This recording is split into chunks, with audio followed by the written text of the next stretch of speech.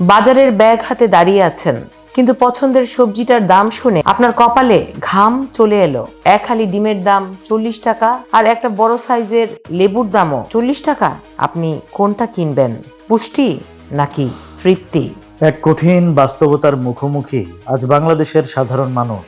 রোজা শুরু হতে না হতেই বাজারের ঝুলি যেন সাধারণের হাতের নাগাল ছাড়িয়ে ঠিক মহাকাশে চলে গেছে।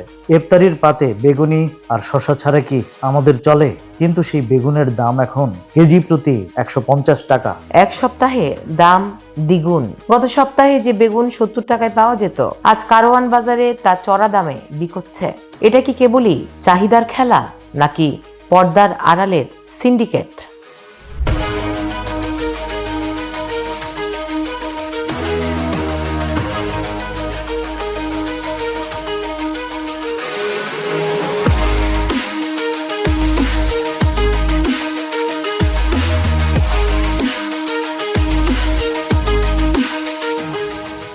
বাজার ঘুরে যা দেখা গেল সেটা রীতিমতো শঙ্কার। শশা কেজি প্রতি 100 থেকে 120 টাকা, কোথাও কোথাও তো 200 টাকাও হাঁকছে, অথচ 2 সপ্তাহ আগেও তা 80 টাকার নিচে ছিল। রোজার আগে বাংলাদেশের বাজারের গল্পটা যেন এক করুণ নিয়তি হয়ে দাঁড়িয়েছে।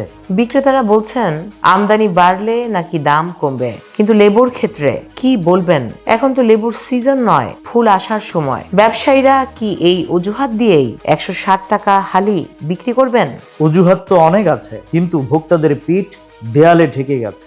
এক ক্রেতা আক্ষেপ করে বলছিলেন, বাজারে নজরদারি নেই, অসাধু ব্যবসায়ীরা এই সুযোগটাই নিচ্ছে। ভোক্তা অধিকার বা ভ্রাম্যমাণ আদালত যদি এখন সক্রিয় না হয়, তবে এই সাধারণ মানুষগুলো যাবে কোথায়? পেঁয়াজ আর আদার বাজার কিন্তু বেশ শান্ত।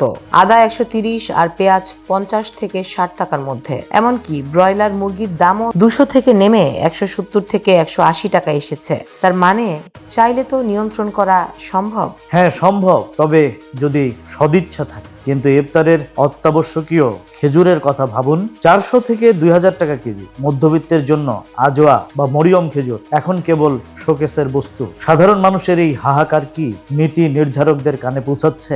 আমাদের রাজনীতিতে উৎসব আসে সাধারণ মানুষের পকেট কাটার জন্য। কথাটি তিতা শোনালেও আজ যেন খুব প্রাসঙ্গিক মনে হচ্ছে। রোজা তো সংযমের মাস, কিন্তু বাজারের এই অসংযমী আচরণ কবে থামবে? শুধু অভিযান চালিয়ে কি এই সমস্যার সমাধান হবে, নাকি প্রয়োজন দীর্ঘমেয়াদী পরিকল্পনা? এই দর্শকদের কাছে প্রশ্ন, আপনি কি মনে করেন? অসাধু সিন্ডিকেটই কি এই দাম বাড়ার মূল কারণ? কমেন্টে জানান আপনার মতামত, কারণ আপনাদের মতামত আমাদের জন্য গুরুত্বপূর্ণ। আজ এই পর্যন্তই। এতক্ষণ আপনাদের সঙ্গে ছিলাম আমি রাজ, আর আমার সঙ্গে ছিলেন দীপ, আর আপনারা শুনছিলেন ভয়েস অব বেঙ্গল।